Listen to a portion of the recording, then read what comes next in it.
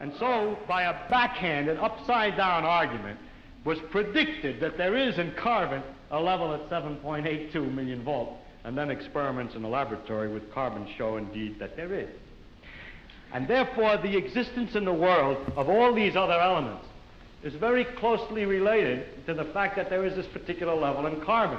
But the position of this particular level in carbon seems to us, after knowing the physical laws, to be a very complicated accident of 12 complicated particles interacting. So I wish to illustrate by this example that an understanding of the physical laws doesn't give you an understanding in a sense of understanding significance of the world in any way. The details of real experience are very far often from the fundamental laws. There are, in a way of speaking in the world, we have a way of discussing the world which you could call, we discuss it at various hierarchies or levels. Now, I don't mean to be very precise, there's a level, there's another level, and another level, but I will indicate by describing a set of ideas to you, just one after the other, what I mean by hierarchies of ideas. For example, at one end, we have the fundamental laws of physics. Then we invent other terms for concepts which are approximate, who have, we believe, the ultimate explanation in terms of the fundamental laws. For instance, heat. Heat is supposed to be the jiggling, and it's just a word for a hot thing is just a word for a mass of atoms which are jiggling. For that, fundamentally, we should think of the atoms jiggling. But for a while, if we're talking about heat, we sometimes forget about the atoms jiggling. Just like when we talk about the glacier, we don't always think of the hexagonal ice snowflakes which originally fell. Another example of the same thing is a salt crystal. Looked at fundamentally, it's a lot of protons, neutrons, and electrons. But we have this concept, salt crystal, which carries a whole pattern already of fundamental interactions, or idea like pressure. Now, if we go higher up from this, in another level, we have properties of substances like refractive index, how light is bent when it goes through something, or surface tension, the fact that the water tends to pull itself together, is described by a number. I remind you that we have to go through several laws down to find out that it's the pull of the atoms and so on, but we still say surface tension, and don't worry when we're discussing surface tension of the inner workings, always. Sometimes we do, sometimes we don't. Go on, up in the hierarchy. With the water, we have the waves, and we have a thing like a storm. We have a word for storm, which represents an enormous mass of phenomena. Or sunspot, or star, which is an accumulation of things. And it's not worthwhile always to think of it way back. In fact, we can't, because the higher up we go, we have too many steps in between, each one of which is a little weak, and we haven't thought them all through yet. If we go up in this hierarchy of complexity, we get to things like frog, or nerve impulse, which you see is an enormously complicated thing in the physical world, involving an organization of matter in a very elaborate complexity.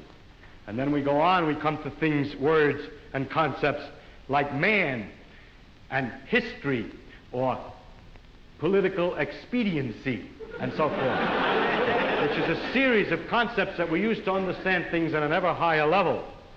And going on, we come to things like evil and beauty and hope. Now, which end is nearer to the ultimate creator, or the ultimate? So if I make a religious metaphor, which end is nearer to God?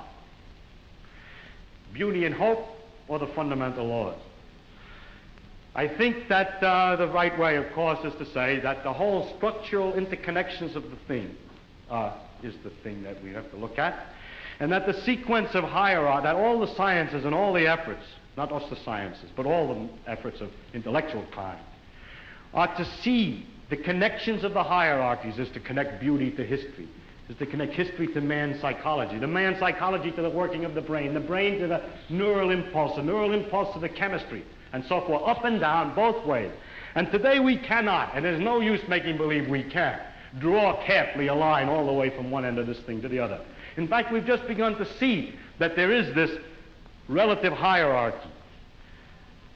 And so I don't think either end is nearer to God's. And to stand at either end and to walk out off the end of the pier only, hoping out in that direction is the complete understanding is a mistake.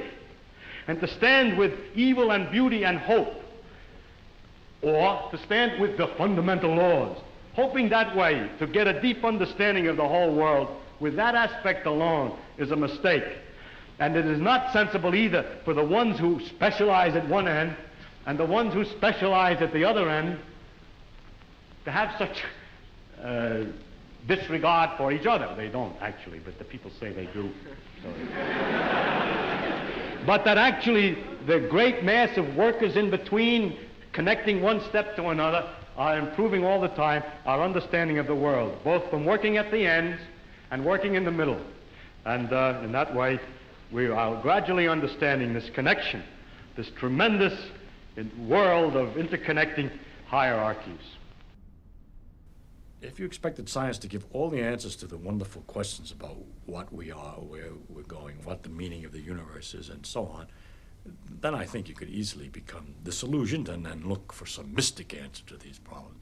How a scientist can take a mystic answer, I don't know, because the whole spirit is to understand. Well, never mind that. I don't understand that. But anyhow, if you think of it, though, the way I think of what we're doing is we're exploring. We're trying to find out as much as we can about the world. People say to me, are you looking for the ultimate laws of physics? No, I'm not. I'm just looking to find out more about the world. And if it turns out there is a simple ultimate law that explains everything, so be it. That would be very nice to discover. If it turns out it's like an onion with millions of layers and we're just sick and tired of looking at the layers, then that's the way it is. But whatever way it comes out, its nature is there and she's going to come out the way she is.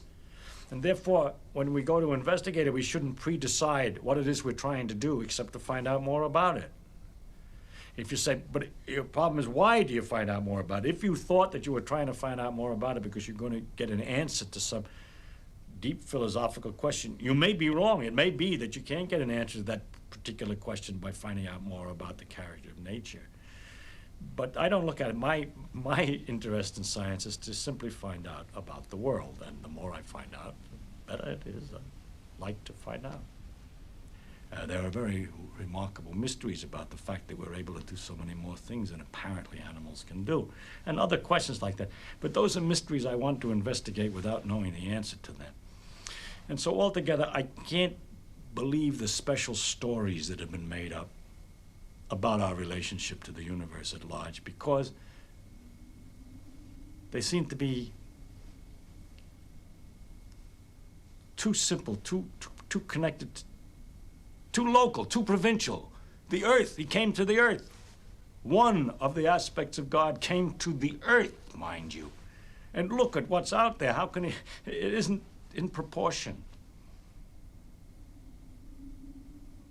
Anyway, it's no use arguing. I can't argue it. I'm just trying to tell you why the scientific views that I have do have some effect on my beliefs. And also another thing has to do with the question of how do you find out if something's true? And if you have all these theories of the different religions, have all different theories about the thing, then you begin to wonder. Once you start doubting, just like you're supposed to doubt, you ask me, is the science true? We say, no, we don't know what's true. We're trying to find out. Everything is possibly wrong. Start out understanding religion by saying everything is possibly wrong. Let us see. As soon as you do that, you start sliding down an edge, which is hard to recover from.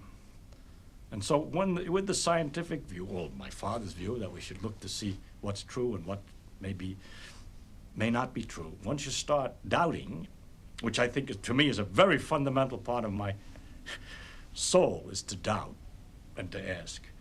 And when you doubt and ask, it gets a little harder to believe. You see, one thing is I can live with doubt and uncertainty and not knowing. I think it's much more interesting to live not knowing than to have answers which might be wrong. I have approximate answers and possible beliefs and different degrees of certainty about different things, but I'm not absolutely sure of anything. And there are many things I don't know anything about, such as whether it means anything to ask, why we're here, and what the question might mean. I might think about it a little bit. If I can't figure it out, then I go to something else. But I don't have to know an answer. I don't feel frightened by not knowing things. by being lost in the mysterious universe without having any purpose, which is the way it really is, as far as I can tell, possibly. It doesn't frighten me.